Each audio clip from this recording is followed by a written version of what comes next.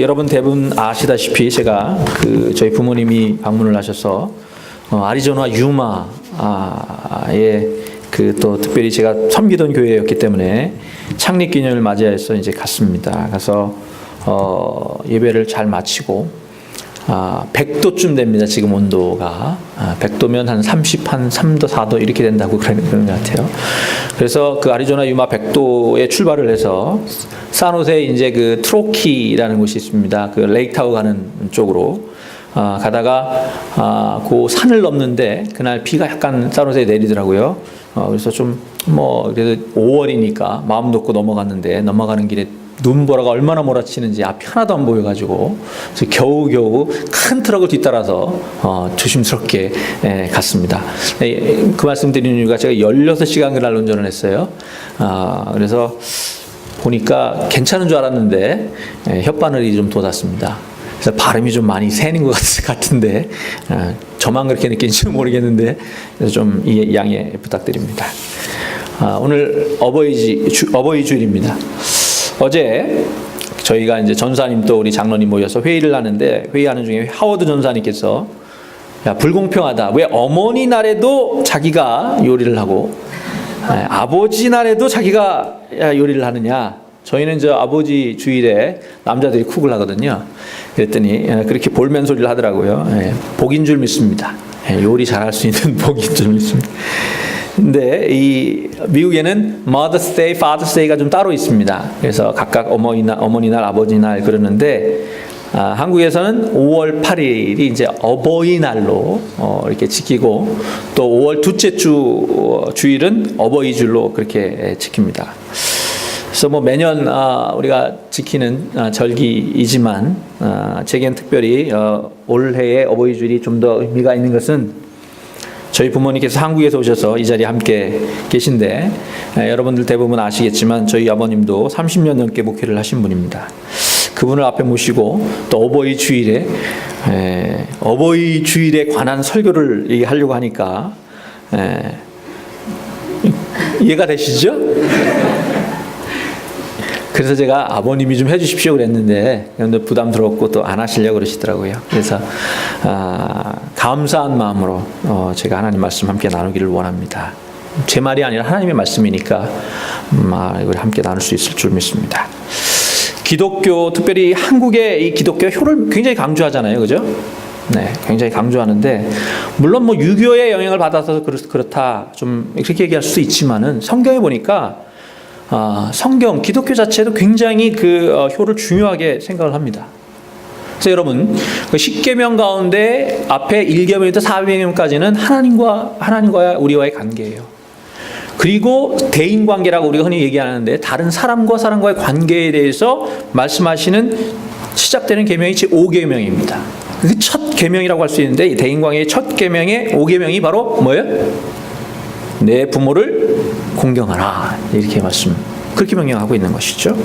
또 오늘 본문 붙여서 우리가 읽었는데 에베소서 6장에 보니까 부모에게 순종하고 어머니 아버지를 공경하는 것이 장수의 비결이요 약속 있는 첫 계명이다 라고 말씀하고 있습니다. 심지어 출애굽기, 레위기, 신명기에 여러분 보시면 부모의 말을 듣지 않는 자식은 돌로 쳐 죽여서 이스라엘 중에 악을 제하라 여기 아주 엄하게 말씀하고 있습니다. 그럼에도 불구하고 요즘에 효 이런 거 얘기하면 굉장히 시대에 뒤떨어진 것 같고 옛날 사람이나 하는 얘기처럼 그런 느낌을 갖게 되는 것 같아요. 아마도 저도 좀 지나치게 형식적인 효의 예법 이런 것에는 굉장히 좀 부담감이 있습니다. 그러나 분명한 것은 효도는 하나님께서 우리에게 명하신 엄중한 명령이라는 사실이고요. 이건 해도 되고 안 해도 되는 선택 과목이 아니라 필수 과목. 반드시 스스로 태어난 사람이라면 안 해도 돼요.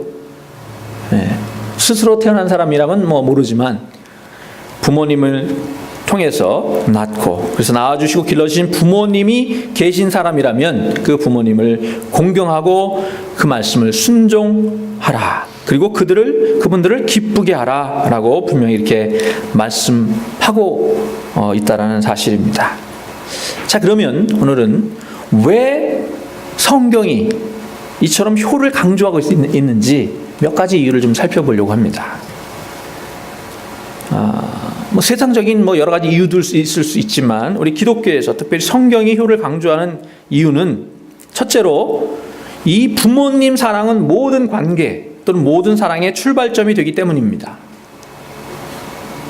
이게 무슨 얘기냐면 두 가지 의미로 이제 이해할 수 있을 텐데, 먼저 우리의 사랑이 우선 부모님의 사랑으로부터 시작된다는 거예요.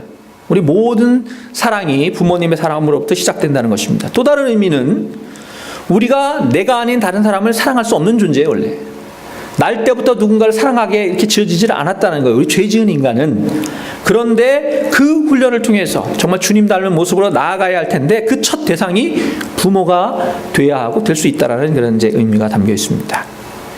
자, 우리가 누군가를 사랑한다고 할 때 그럴 수 있는 것은 여러분 누군가의 사랑을 먼저 받았기 때문입니다. 그 마라스머스라는 아주 특별한 병이 있는데, 마라스머스라는 이 병은 갓난아기들에게 있는 병이에요. 외적으로는 아무런 문제가 없는데도 불구하고, 검사를 해봐도 아무런 의학적인 문제가 없는데도 불구하고 시름시름 앓다가 많이들 죽는 그런 경우가 있는데, 이 병이 처음에 어떻게 발견됐는가 하면, 자, 2차 대전이 끝나고 이 패전국이었던 이탈리아 시칠리아라는 섬에, 그 섬에 산하를 사이에 두고 고아원이 2개가 이제 세워졌어요. 운영이 되는데, 전후니까 많은 고아들이 생겼을 거 아니에요. 그래서 고아원이 운영이 되는데, 한 곳에는 연합군들의 지원으로, 이제 패전국이니까 연합군의 지원을 받아서 최고의 시설에 좋은 음식을 제공하는 그러한 고아원이었고요. 반대편에 있는 고아원은 어디에서도 도움을 받지 못하기 때문에 굉장히 낙후하고, 그래서 먹을 것도 제대로, 분유도 제대로 제공하지 못하는 그런 고아원이 있었습니다. 그런데 이상한 것은 이 시설을 잘 갖춘 고아원의 아이들이 훨씬 더 많이 죽는 거예요. 유아 사망률이 한 60% 이상 더 높은 거예요. 이상하다. 도대체 이게 어떻게 된 거냐? 충분한 좋은 시설에서 좋은 분유, 먹을 것을 제대로 제공하는 이곳에서 더 유아 사망률이 높은 이유가 도대체 뭐냐? 전문가들이 모여서 연구를 한 거예요. 근데 찾다가 원인을 찾을 수가 없는데, 딱 하나 보니까 뭐가 차이가 있냐면, 그 시설이 낙후한 그 고아원에는 누가 있었냐면 어떤 한 여인이 전쟁 통해 세 아이를 잃은 거죠. 세 아이를 다 잃고 이제 혼자만 남았는데 실성을 했어요. 근데 그랬기 때문에 그 고아원의 아이들이 자기 아이들인 줄 아는 거야. 그래서 안아주고 보듬어주고 이렇게 사랑을 쏟아주니까 그 아이들은 그렇게 잘 먹지도 못하고 시설도 좋지 않은데 잘 살아가더라는 거야. 살아남더라는 거야. 그런데 좋은 시설에 있으니까, 좋은 시설이 있으니까 사람이 거기는 이렇게 따로 안아주고 그러지 않은 거죠. 만져주질 않은 거예요. 그래서 나중에 이제 좀 더 연구를 해보니까 그 어린 시절에는 특별히 그 사람이 만져주고 안아주고 얼러주고 반응을 해주고 이런 것이 훨씬 더 중요하다. 먹는 것도 중요하고 필요한 것을 채워주는 것도 중요하지만 그런 것을 발견하게 됐고요. 그래서 그 변명을 마라스머스라고 이렇게 이름을 붙였습니다. 진짜로 그렇잖아요. 사람이라는 건 다른 동물하고 틀려서 초기 돌봄이 굉장히 중요합니다. 적어도 1년 갖고도 안 되죠. 사람은 한 3, 4년은 부모 없으면 어떻게 돼요? 산속에 오면은 늑대 소년 그런 걸 나오지만 그건 특별한 예외고 그렇게 살아남을 수가 없죠. 사람은 갓난아기를 버려뒀는데 살아남는 경우는 없어요. 그거는 안 됩니다. 물론 짐승은 어때요? 짐승은 곧바로 태어나도 걷고 금방 뛰고 먹을 거 찾아 먹고 그렇게 하더라고요. 사람은 그게 안 되죠. 사람에게는 그래서 이 초기 돌봄이라는 게 굉장히 중요한데, 이때 사랑을 충분히 받지 못하면 먹을 것만 채워주는 게 아니고요. 이때 충분한 사랑과 돌봄과 만짐과 이런 것들을 해주지 않으면 제대로 건강하게 성장할 수가 없다는 거예요. 근데 대부분 그때 누가 그 역할을 해주는 거예요? 주로는 어머니고요. 주로는 어머니고 또 부모님이 그 역할을 대부분 하게 되어 있는 것입니다. 그래서 제가 책 한 권을 번역했는데 Leaving Home이라는 원제의 책을 떠나는 자녀, 보내는 부모 이렇게 이제 번역을 했는데 심지어는 어떠냐면 이 부모로부터 잘 독립할 수 있어야 돼요. 안 그러면 마마보이 이렇게 이제 평생을 이렇게 가는 거잖아요. 예.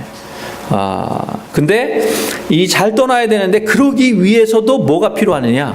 어렸을 때 충분한 사랑과 돌봄을 받아야지만 건강하게 스스로 설 수 있다는 것이죠. 그래서 요즘 참 문제가 많은 것 중에 한 가지는 어렸을 때 이런 충분한 사랑과 돌봄을 제대로 못 받은 경우 때문에 그래요. 그러면 뭐가 되느냐? 결혼도 힘들고요. 그 다음에 자녀 양육, 모든 대인관계가 힘든 거예요. 그래서 여러분 가능하시면 한번 읽어보시기 바랍니다. 예. 그런데 부모님의 사랑은 우리가 어렸을 때에 이 받은 그 사랑 때문에 우리가 견딜 수 있는 힘이 되고 살아갈 수 있는 힘이 되는 것인데, 빅토르 위고의 소설 93이라는 그 소설에 이런 얘기가 나옵니다. 프랑스 혁명 이후에 프랑스가 큰 혼란에 이제 빠져서 모든 국민이 빈곤에 이제 허덕이고 있던 그런 때에 한 부대가 이동을 하는 중에 보니까 길거리에 어떤 한 아주머니가 세 아이를 데리고 있는데 너무 지쳐서 더 이상 길을 갈 수가 없어 쓰러져 있는 거죠. 그래서 그 군대 상사가 그 불쌍히 여겨가지고 빵 한 덩이를 엄마한테 줍니다. 그러니까 엄마가 그걸 몇 쪽을 냈겠어요? 네, 아이 셋 데리고 있는 엄마가 몇 쪽을? 세 쪽을 내서 누구한테 줍니까? 아이들한테 주고 자신은 그걸 쳐다만 보고 있는 거죠. 그러니까 한 젊은 명사가 그걸 보면서 저희는 배고프지 않은 모양이죠? 이제 이렇게 물은 거죠. 그때 그 상사가 그 어머니가 들을까봐 조용하게 답합니다. 그게 아니네. 그저 저 여인이 저 아이들의 어머니이기 때문이지. 예, 대답했다는 거죠. 자기는 굶으면서도 아이들이 빵 먹는 모습을 보며 기뻐하고 만족해 하는 분, 그분의 이름은 이름이 안 나오잖아요 여기. 그분의 이름은 어머니입니다. 우리 모두의 어머니가 그런 줄 압니다. 저희가 얼마 전에 그 탕자의 비유에서 탕자를 기다린 사람이 엄마가 아니라 아버지인 이유에 대해서 살펴본 적이 있습니다. 주님은 탕자의 비유를 통해서 우리가 갖고 있던 엄하고 무섭기만 한 아버지 상을 이제 우리를 사랑하시되 우리를 먼저 사랑하시고 우리의 부족함과 연약함과 끝없는 배신의 산을 넘어서 끝까지 우리를 인내하고 기다리시며 그리하여서 그 넓은 그 깊은 사랑으로 결국엔 우리를 살려내고 구원하시는 그 하나님의 사랑을 우리에게 일깨워 주시기 위해서, 그래서 주님께서는 그 탕자를 기다리는 사람이 어머니가 아니라 아버지로, 왜냐하면 하나님 아버지로 우리가 부르고 있기 때문에 그렇게 말씀해 주셨다는 얘기를 나누었습니다. 부모가 되고 보니까 부모됨이 결코 쉽지 않다는 걸 알게 되었습니다. 제가 자식이 없을 때는 부모가 되는 게 뭐건 당연히 되는 건 줄 알았어요. 근데 좋은 부모가 되는 건 정말 어렵죠, 그죠? 그래서 부모됨을 통해서 또 부모의 더 깊은 사랑을 더 깊이 깨닫고 또 하나님 아버지의 그 크신 사랑을 이 내가 자녀를 낳아 보니까 더 깊이 깨닫게 되는 것 같습니다.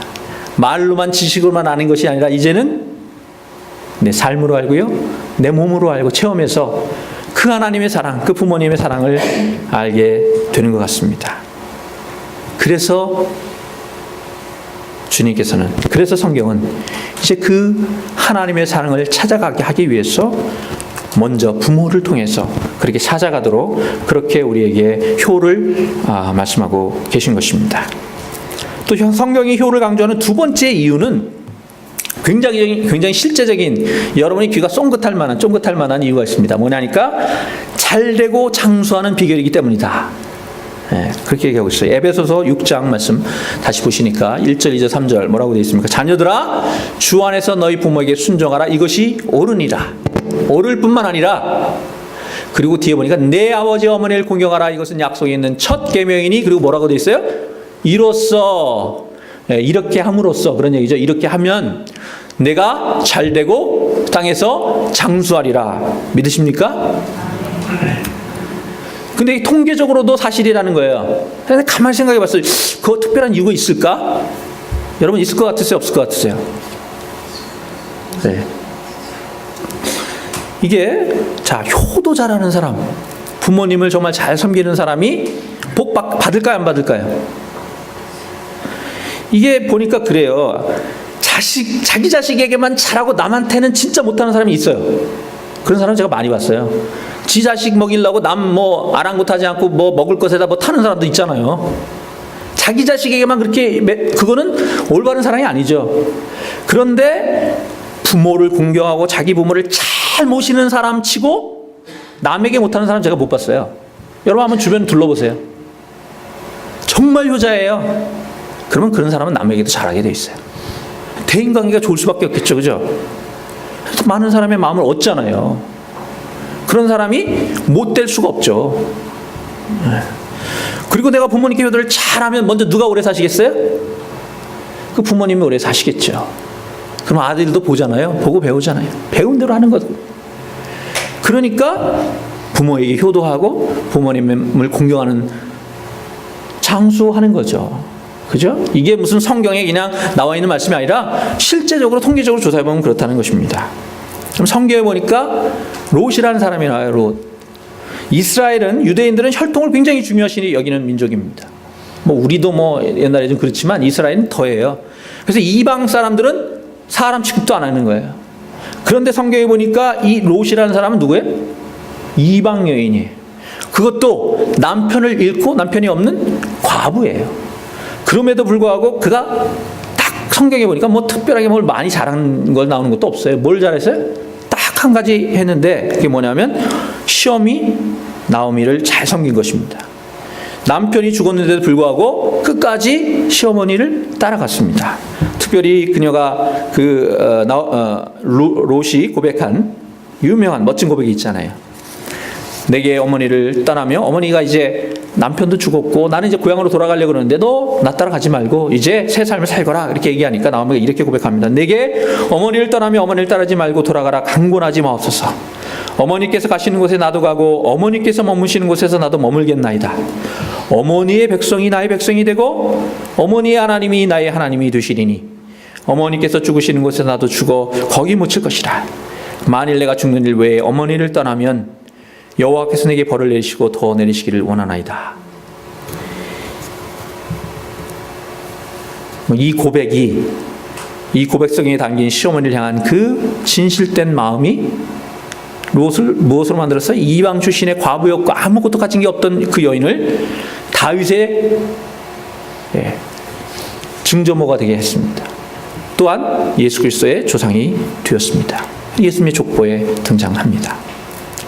여러분 미국에선 주일, 어머니 주일, 어머니 날 지킬 때마다 주일학교 학생들에게 해주는 얘기가 있는데 누구냐면 여러분 아브라함 조지 워싱턴입니다. 초대 대통령 조지 워싱턴에 대한 이야기를 들려준다고 하는데 조지 워싱턴이 원래 꿈이 선장이 되는 게 꿈이었답니다.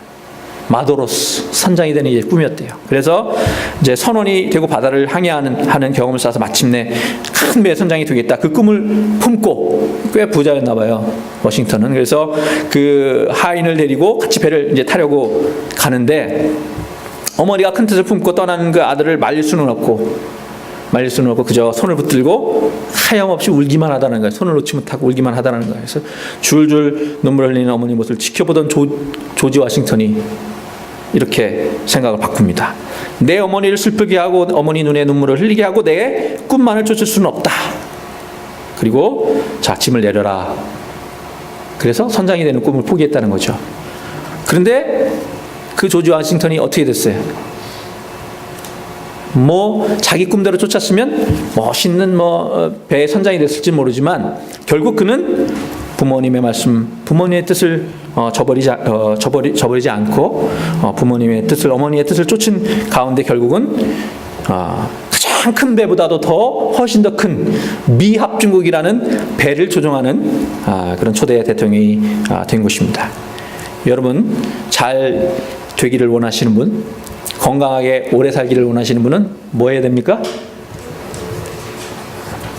효도하시기 바랍니다. 그리고 마지막으로 성경의 효를 강조하는 또 다른 이유가 있는데 이것은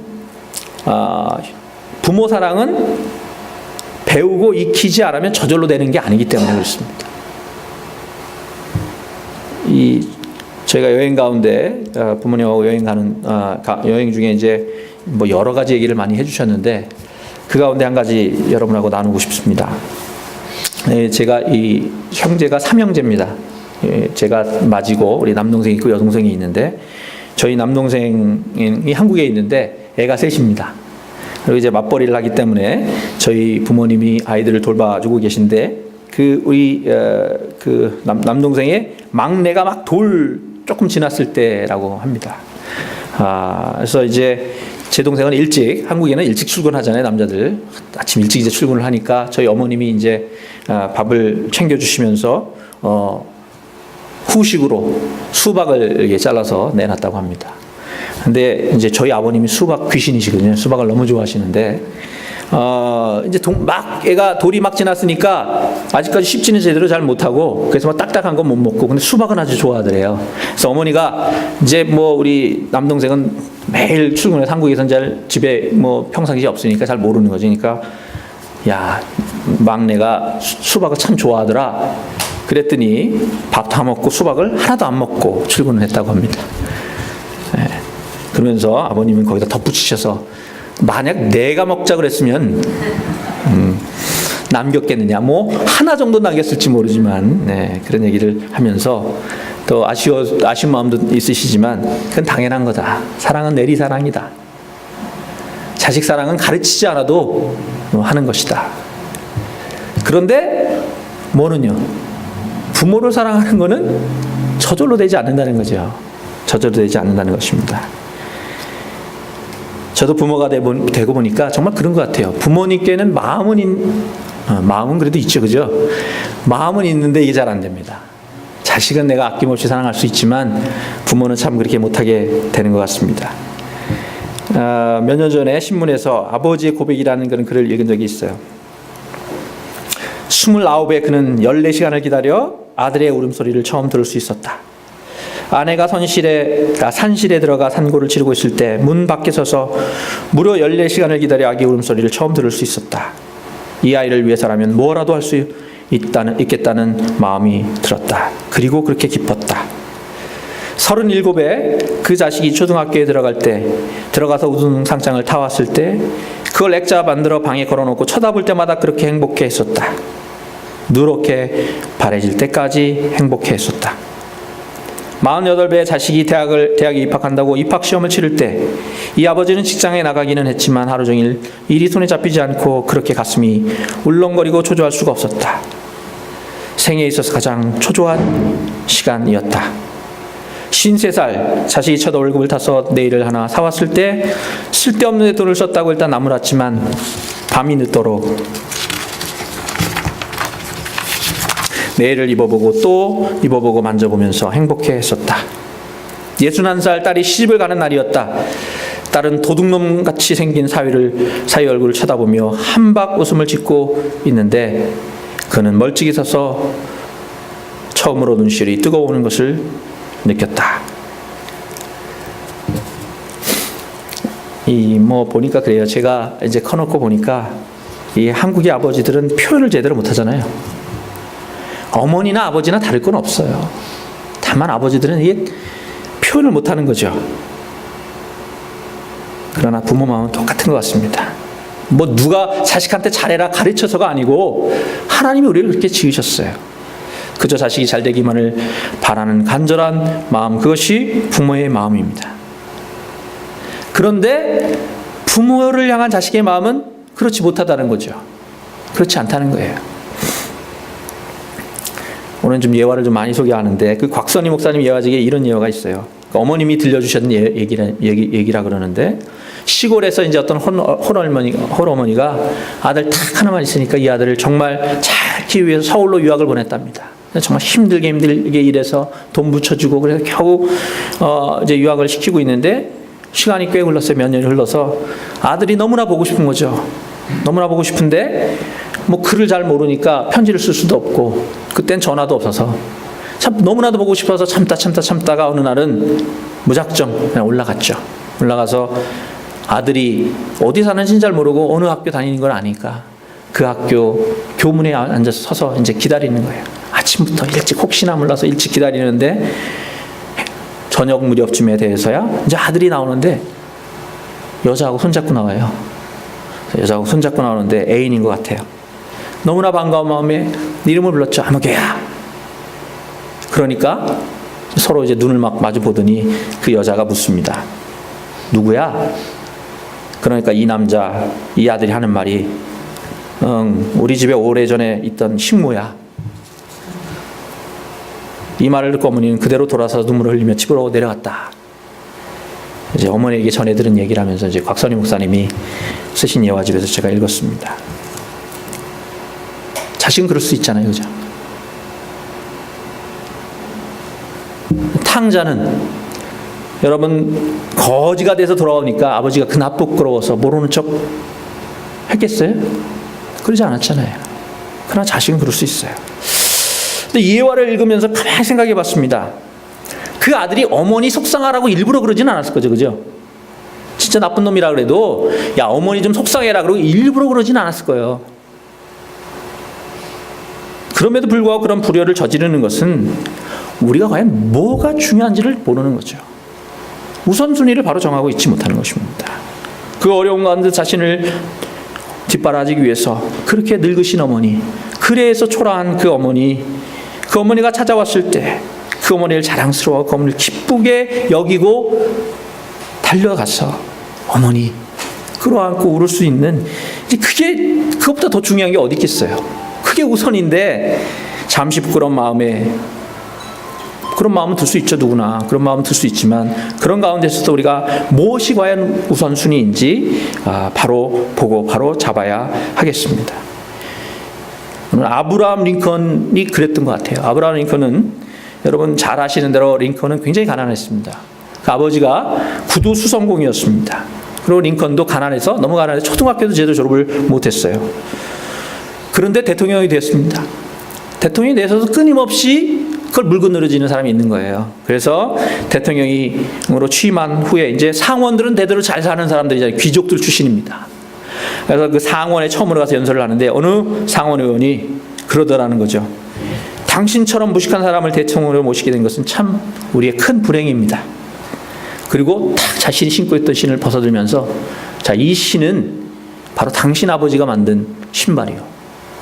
당신 아버지는 구두 수성공이죠. 당신같이 그렇게 천한 집 출신의 사람을 대통령으로 모시게 된 것은 참 안타까운 일이요. 네, 그랬다는 거죠. 그때 링컨이 이렇게 답했다고 합니다. 감사합니다. 제가 오랫동안 잊고 있던 아버지를 기억나게 해주시니 감사합니다. 저희 아버지는 구두 수성공이었습니다. 그러나 저는 그 아버지를 자랑스럽게 생각합니다. 평생 자신의 직업에 충실했고 구두를 정말 잘 만드시는 분이셨습니다. 저도 어깨너머로 배운 바가 있으니까 혹시 그 신던 구두가 고장나거든 저에게 가져오십시오. 그러면 제가 수선해드리겠습니다. 그 상원 의원이 링컨 대통령에게 그 신발 가져갔을까요? 여러분, 뭐 배운다고 우리가 뭐 다 잘할 수 있는 건 아니겠지만 효는 배워야 합니다. 훈련해야 합니다. 우리의 본성을 거슬러서 우리 스스로 노력을 할 때에 우리가 효도를 할 수 있는 줄로 압니다. 그래서 뭐 이건 좀 지어낸 얘기 같은데, 조선 초기에 어느 임금이 서울을 떠나서 개성을 방문하게 됐는데 그 소식을 듣고 오랫동안 병석에 누워있던 어머니가 아들에게 요청을 했다고 합니다. 내가 이 나라의 백성으로 한 번도 임금님의 용안을 뵙지 못했는데 죽기 전에 딱 한 번이라도 멀리서라도 임금님의 용안을 볼 수 있으면 죽어도 여한이 없겠다. 그게 내 마지막 소원이란다.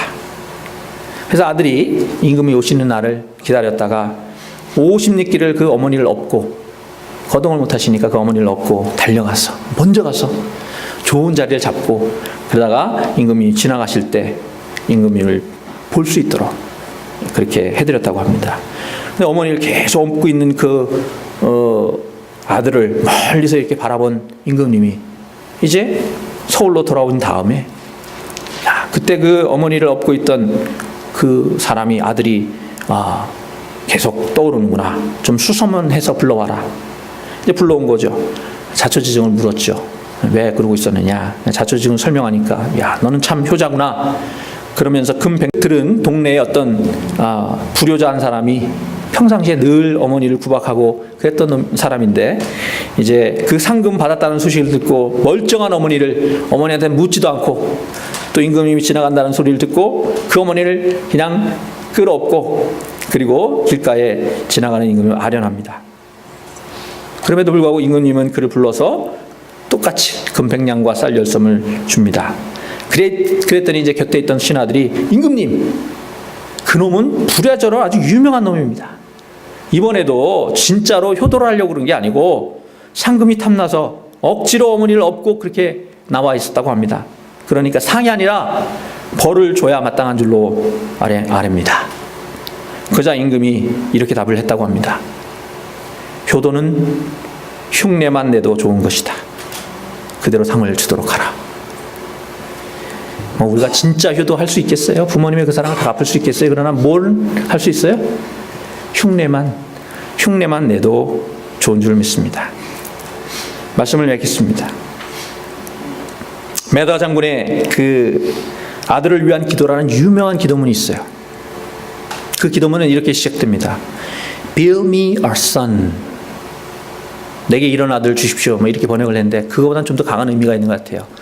내게 이런 아들을 만들 수 있도록, 이런 아들을 세워갈 수 있도록 해주십시오. 그렇게 시작을 하고 이렇게 끝을 맺어요. Then I, his father, will dare to whisper, I have not lived in vain. 번역하면 이렇습니다.